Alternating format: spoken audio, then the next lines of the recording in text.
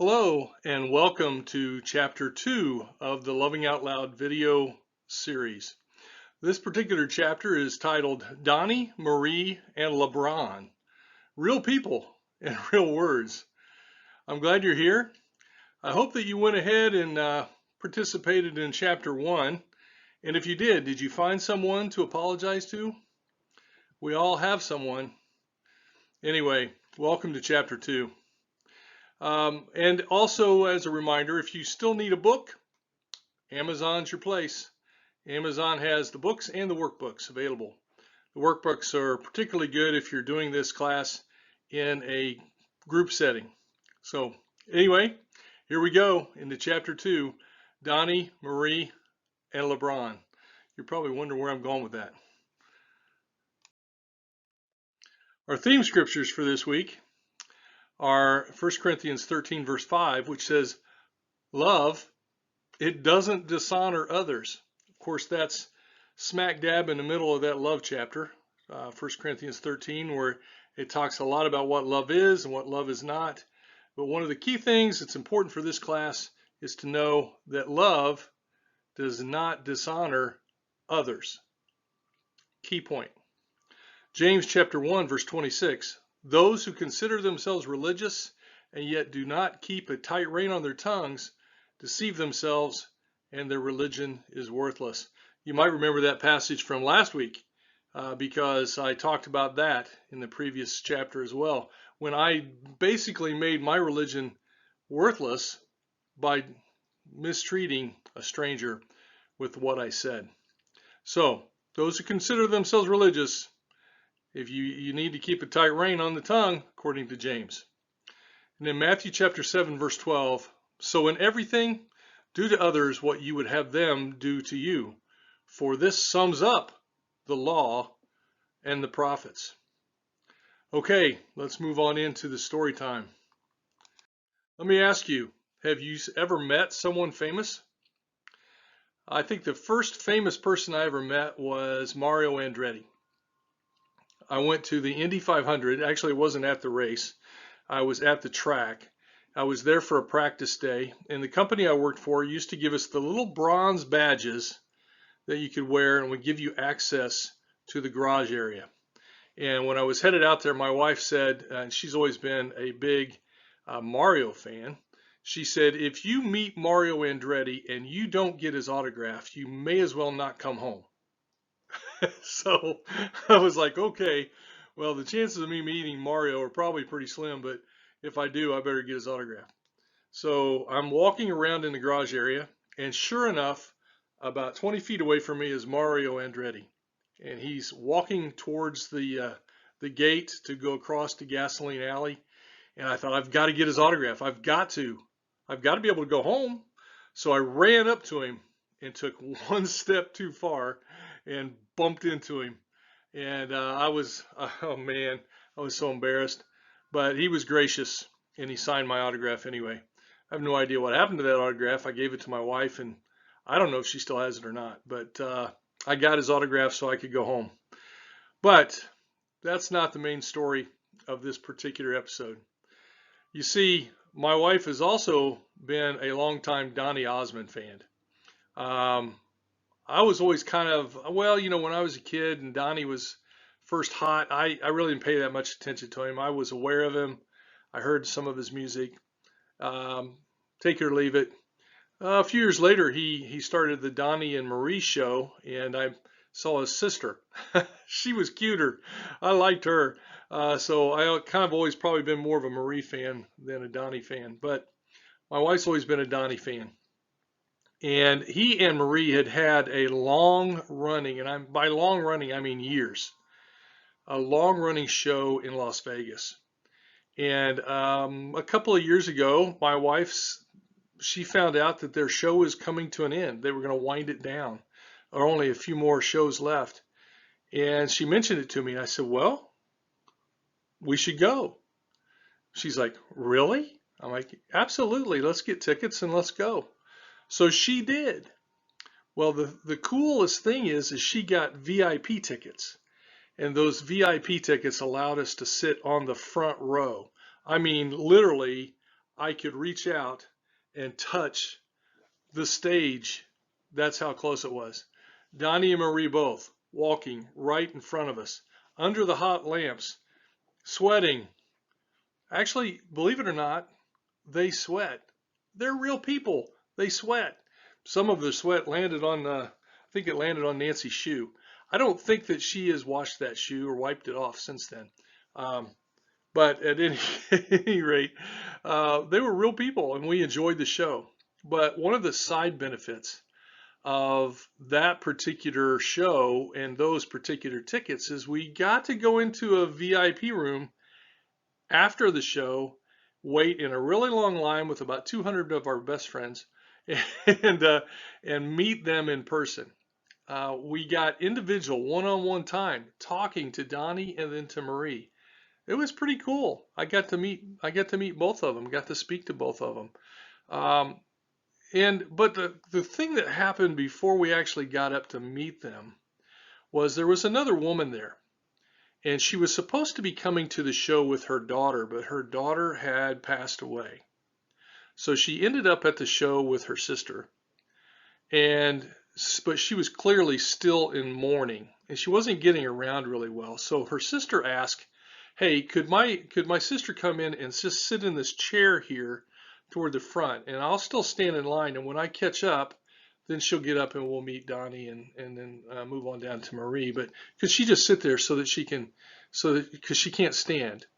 And so they did. They let her sit there. Well, Donnie saw her sitting there. And when he finished with the person he was with, he held everybody else up and he went over and he knelt down and he just visited with this woman. And it wasn't just a hi, hello, how are you? Glad you were at the show. He was actually connecting with her. He was doing his best to minister to her. She told him her story and he just poured out his heart to her, and he really gave her some really special time. It was a real person connecting with a real person. And the interesting thing is that then they moved on down the line, and guess what? Marie did the exact same thing.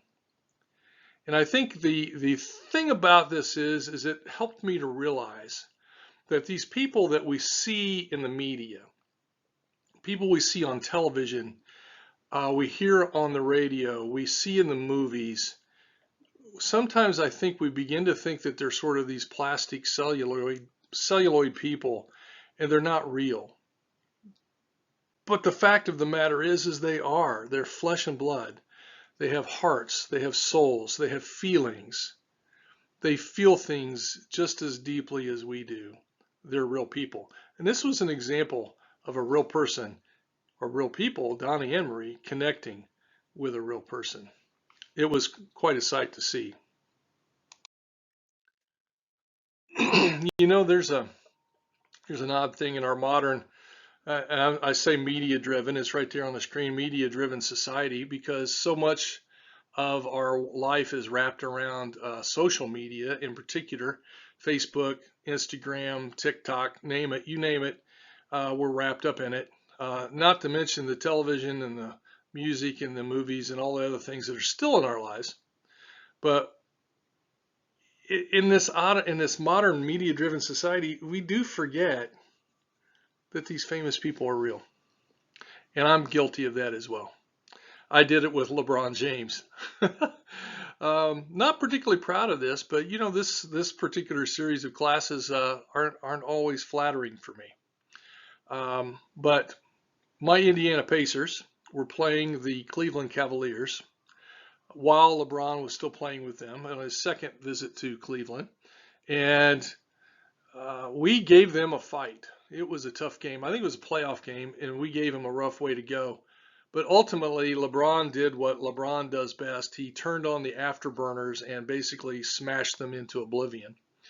And I went away from that sad and angry and disappointed and depressed. And I decided to lash out at LeBron because I didn't like LeBron. And so I put together a series of clever words that were sort of a compliment, but it was a backhanded slap at him. And not only did I do that in a tweet on Twitter, but I hashtag LeBron James. I wanted everyone who was a fan of LeBron James to see it. And even more, I kind of hoped that LeBron would see it. I wanted him to see it. I wanted to inflict some pain on him. And I forgot something, folks. I forgot LeBron's my neighbor.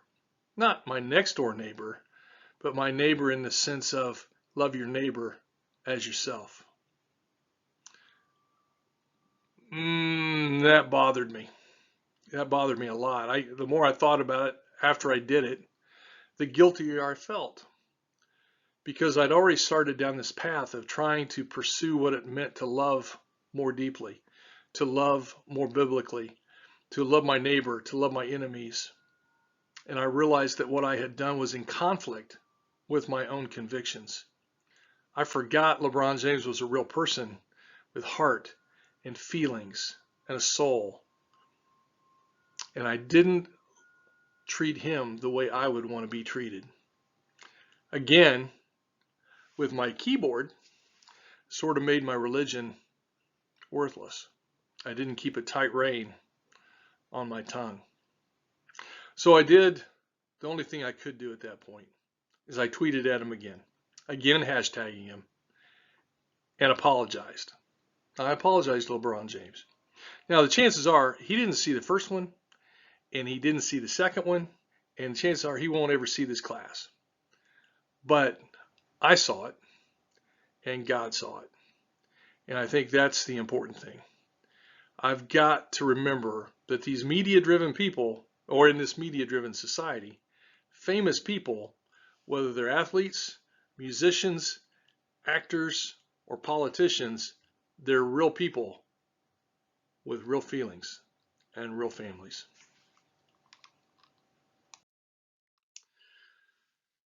Matthew 7:12. So in everything do to others what you would have them do to you, for this sums up the law and the prophets. Now you notice that passage doesn't say, so in everything do to others as you would have them do to you, unless they are blank. It doesn't throw a qualifier in. This is just how we're supposed to treat other people, regardless of who they are. So to meddle with you just a little bit, I'm going to ask you, what about the politicians? You know, those people who run for office and who make lots of promises and say lots of fancy words, and they go up there and then they kind of do what they want to do. Or maybe it's not that. Maybe they have double standards in their lives and they say one thing and do another. Or maybe they, I don't know, maybe they have different convictions on certain issues than I do. And so it really bothers me. Or maybe,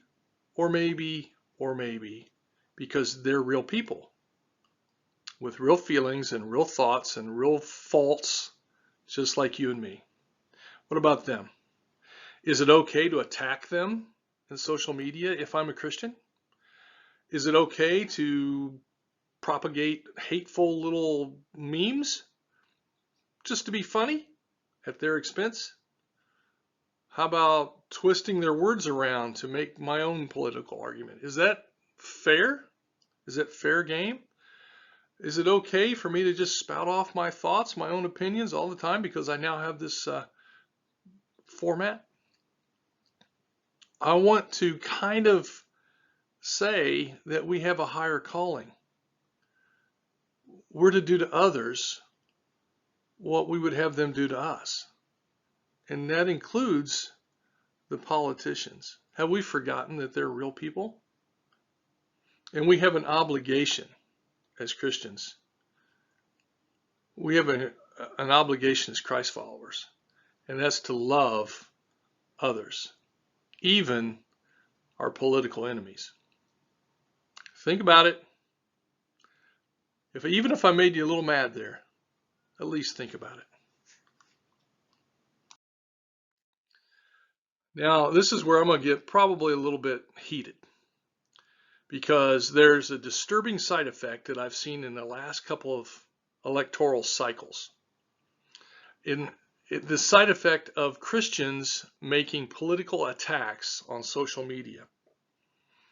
It's disturbing to me. I find it embarrassing. I find it, well, disturbing is the best word I can come up with.